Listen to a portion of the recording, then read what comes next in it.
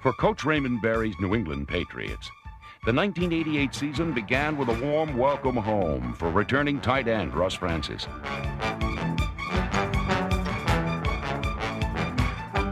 As New Englanders celebrated the return of a favorite son on a dark and stormy afternoon, there was a different sort of reception arranged by Steve Grogan for the arch-rival New York Jets. In his club record 14th consecutive season, Grogan added to his team passing records with 16 completions, mostly to his wideouts. Stanley Morgan, the club's all-time leading receiver. Cedric Jones, the sure-handed third-down possession receiver. And game-breaker Irving Fryer, who caught 6 passes and got deep for 2 quick-strike touchdowns.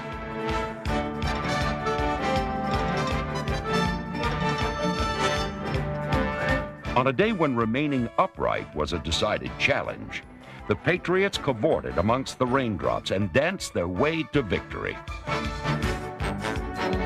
After an early field goal by New York, the Patriots poured on 28 straight points, including a perfectly executed draw play for a touchdown by Craig James.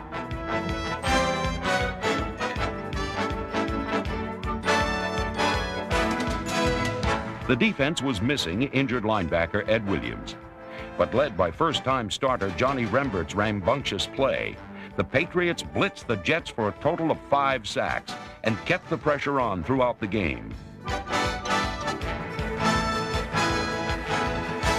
Number 77, defensive end Kenneth Sims, contributed several key plays, including 5 tackles and an important fumble recovery, before an injured Achilles tendon sidelined him for the rest of the season. A season which began with a bang, but a season during which injuries and strange incidents didn't just rain, they poured. It would prove to be a challenging test for a team of character.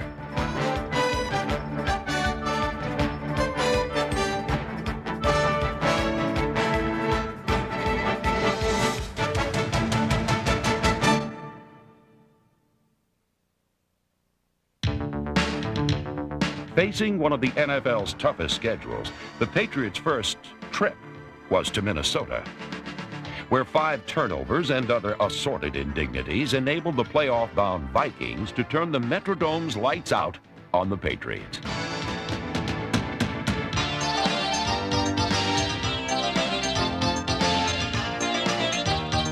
Back home for Week 3, Steve Grogan relit the scoreboard against Buffalo with 2 more touchdown passes, one to Stanley Morgan, and the other a bomb to Cedric Jones, as the Patriots built a 14-3 halftime lead.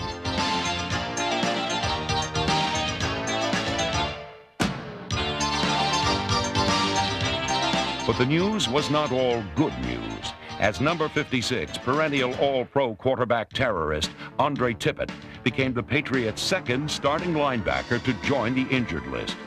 And a field goal with just 11 seconds left won the game for the Bills. The next week in Houston's House of Pain, New England again led early. But 6 more turnovers helped the playoff-bound Oilers in prolonging the Patriots' tailspin.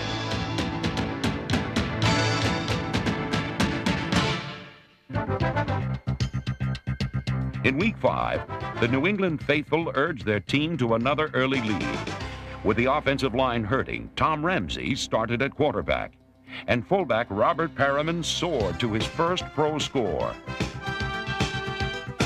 But still another element was needed to upset the Colts. In the 4th quarter, enter number 2, a young quarterback from Boston College by the name of Doug Flutie. Now, as everyone knows, Flutie is not a prototypical pro quarterback, but he has the innate ability to move in any direction and somehow to get the ball to an open receiver when least expected.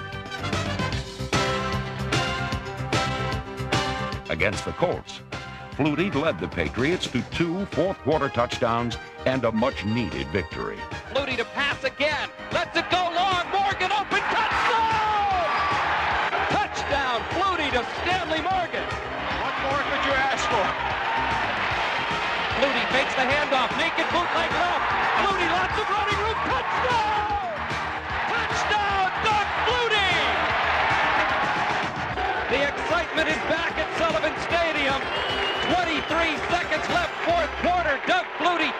touchdown run, 13 yards out. This place has gone icky-balooky. Doug Flutie was named AFC Player of the Week. But the next week, the Patriots made the previously winless Green Bay Packers look like Vince Lombardi's best.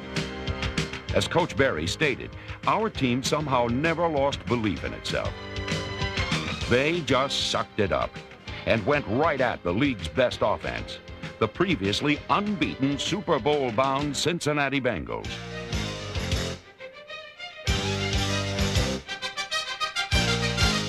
Patriot pressure turned touchdowns into turnovers, 6 of them in all, led by the AFC's Defensive Player of the Week, Johnny Rembert.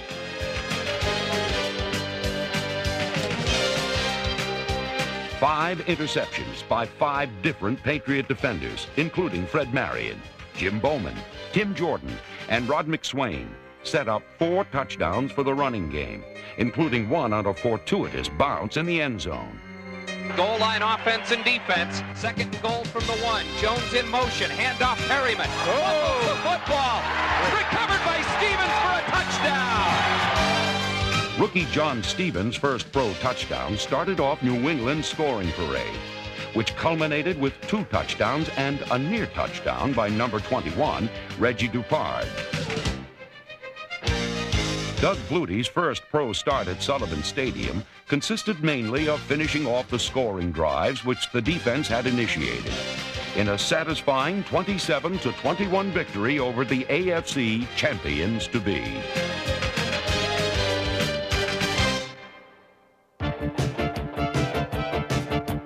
As the season rolled toward November and the halfway point, Doug Flutie led the Patriots to another early lead over the Bills, this time in Buffalo.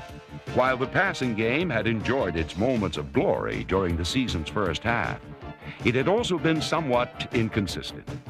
And more, the offense became centered upon a down-to-earth running attack, which gained strength and momentum with the rapid development of tailback John Stevens, who thundered for 134 yards against the Bills, the first 100-yard rushing performance by a Patriot in more than 2 years.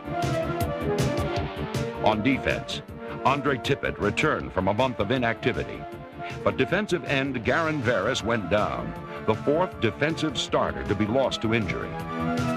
Still, the Patriots' gutty defense forced 4 turnovers, including an interception by Raymond Claiborne, which set up a 4th quarter tie.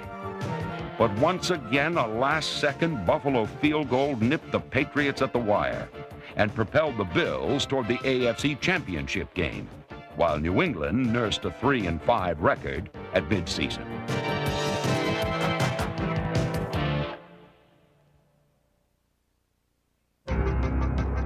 The season's second half began with Victor Kiam assuming team ownership from Billy Sullivan.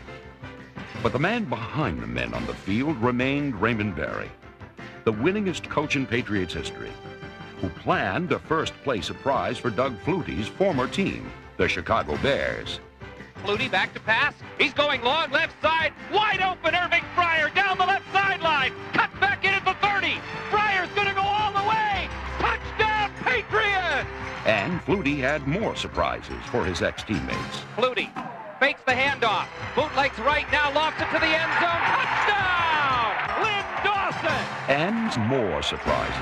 Flutie back to pass. 3rd down, lets it go to the end zone. Touchdown! Lynn Dawson's 2 scores helped New England to a 20-7 lead at the half, while the Patriots' patched-up defense held the dangerous Bears to barely 200 yards of offense. Doug Flutie completed just 6 of 18 passes, but 4 of them were for touchdowns, as the Patriots dominated the NFL's best defense from the game's very first play in a landslide 30-7 victory.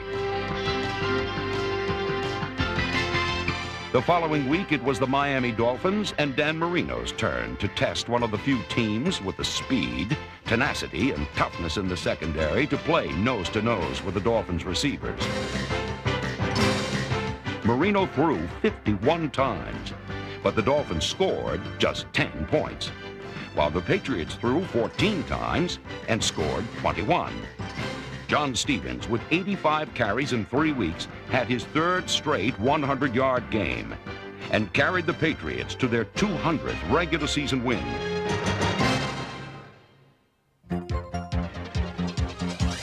It was fittingly pouring in the Meadowlands for the rematch of the rain-soaked opener against the Jets. And again, the New England defense poured in on New York.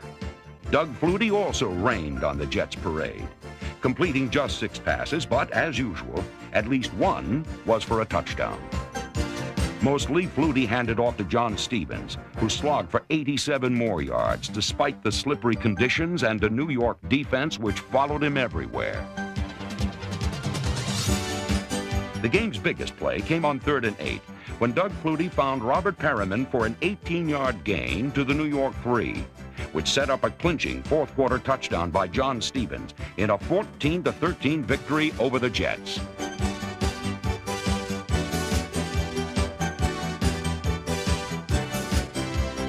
The next week in Miami, the Patriots held the men of Marino to 3 points and just 13 in 2 games before heading into Indianapolis for the kickoff of Week 13. Across the 10, 15, comes near side across the 20, breaks free, and he's loose. There goes Sammy Martin. Goodbye. Touchdown, Patriots. The first kickoff return in the career of Sammy Martin, including high school, college, or pro, jump-started the Patriots. And the defense shut down another star performer, holding Eric Dickerson to just 45 yards. Russ Francis looked like his old all-world self with 2 key catches. And with Lynn Dawson, Steve Johnson, and the return of injured backup Willie Scott, New England enjoys quality depth at the tight end position. Although the Patriots outgained the Colts, 3 turnovers and 2 missed field goals halted New England's win streak at 4. 3 seconds left in the 4th quarter. Snap, ball is down, kick is up. No good! And the ball game is over. Back home for Week 14, Stanley Morgan latched onto his team record 500th career reception to go with his club records in receiving yardage and touchdowns. The defense also set records, holding the Seattle Seahawks to just 65 yards and only 2 first downs. New England controlled the ball for more than 41 minutes, thanks in good part to John Stevens, who became the 5th player in Patriots history to rush for more than 1,000 yards. It was the 5th win in 6 games for the Patriots, their 3rd over a division champion, and it ran Doug Flutie's record in Sullivan Stadium to 10-0.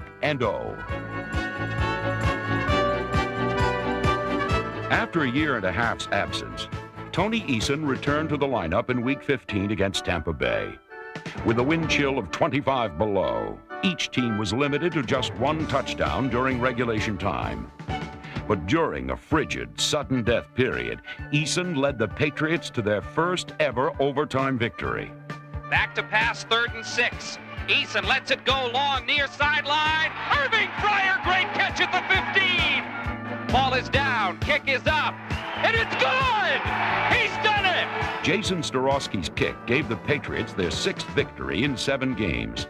But in Denver, for the season's final game, the Patriots needed 1 more win in order to make the playoffs. Before a national television audience, John Stevens burst free for 130 yards, his 5th 100-yard game. And he came within 3 carries of Jim Nance's club record of 299 in a season, which didn't at all hurt his chances for winning Rookie of the Year honors.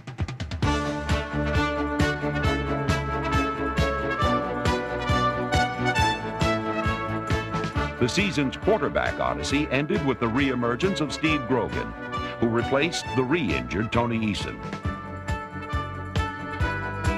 The Patriots outgained the Broncos everywhere but on the scoreboard, and they had to find solace in having overcome a bizarre first half of the season to gamely remain in the race until the season's final moments.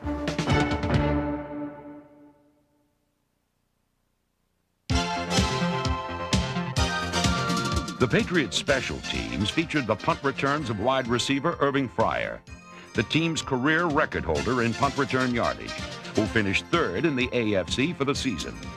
And the kickoff returns of number 82, rookie Sammy Martin from LSU. Another breakaway wide receiver who adds a hold-your-breath dimension to New England's kick return teams.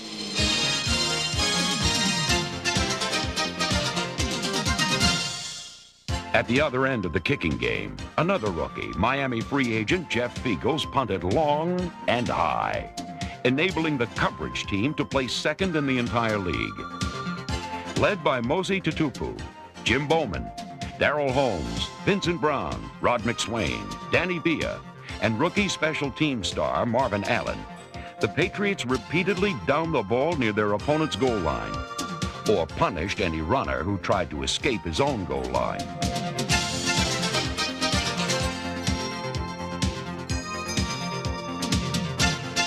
They trapped and swarmed the return man, or forced him into a fruitless path of retreat, or better still, forced him to cough up the football.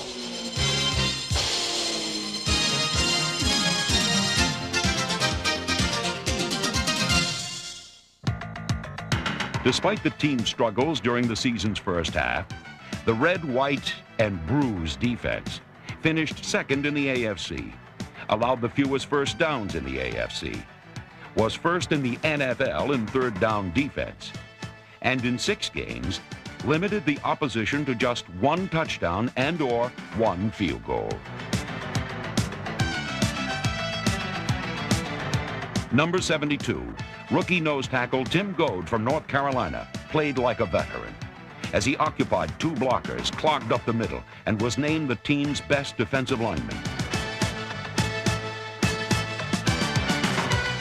Another of the team's best linemen, Garin Veras, was limited to half a season.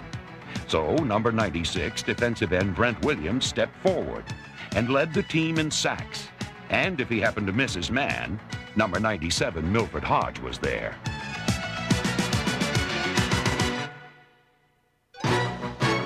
With an eye toward the future, the linebacking core featured young hitters like number 59, rookie Vincent Brown, and second-year man Tim Jordan, number 93.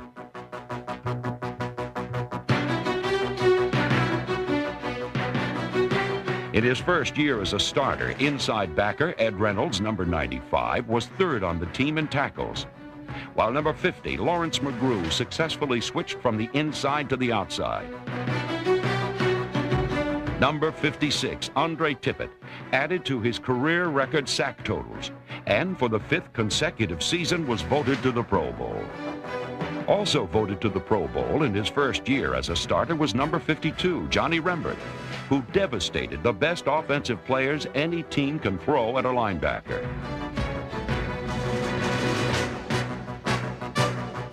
With Tippett on the outside and Rembert on the inside, the Patriots' defense revolves about a matchless set of Pro Bowl linebackers.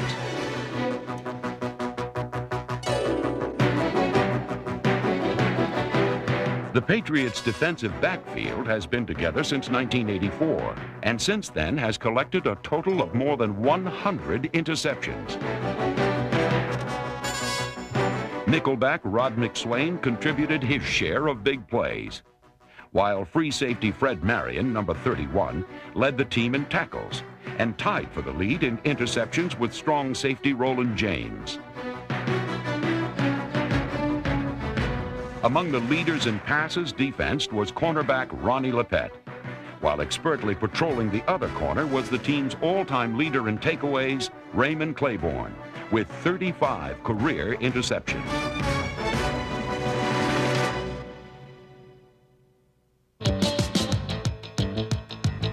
Offensive linemen Mike Babb, Sean Farrell, Ron Wooten, Bruce Armstrong, Danny Villa, Trevor Mattich, Paul Fairchild, and Tom Rader will be attempting to protect and keep healthy quarterbacks Doug Flutie, Tony Eason, Steve Grogan, and newly acquired Mark Wilson. A rebuilt offensive line made possible a simplified offensive game plan, which included fullback Robert Perriman's hard-nosed power, as well as the proven scoring punch of fullback Mosey Tutupu.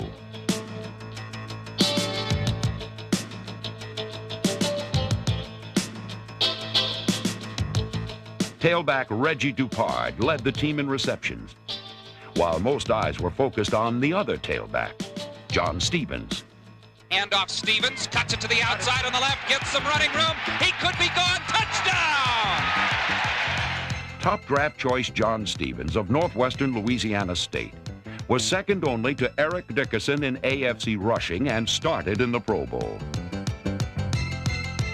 No one appreciated his abilities more than Offensive Lineman of the Year Sean Farrell and tackle Bruce Armstrong. He's a great open field runner, and he runs through traffic real well. He has the ability to exploit holes real quickly, what offensive linemen really like. So if he does get a good block, he'll get you 8, 10, 12 yards, and that makes blocking a lot more fun. I knew he'd be a great back. I thought everybody else felt the same way. Everybody indicated that they wanted to see John get the ball 25 to 30 times a game. And John's number 2 in the AFC in rushing, and he really has been the bulk of our offense. And that's quite a tribute to him. He'd be my pick for AFC Rookie of the Year. He's not playing like a rookie anymore. I think originally when he first started playing, his quickness through holes was nice to see, but the thing that amazed people was when he put his shoulder down into a linebacker or put his shoulder down into a defensive back, the other guy wound up on his back and John kept running, and it was a sight to see. I saw the film of that, and he broke some runs in that film that made my mouth drool. John's got a great chance to be one of the better running backs ever to play in the game. I truly believe that. With young stars like Rookie of the Year John Stevens and a physical team of battle-hardened young veterans to lead the way, there is good reason for the optimism that shines among Coach Raymond Berry's team of character.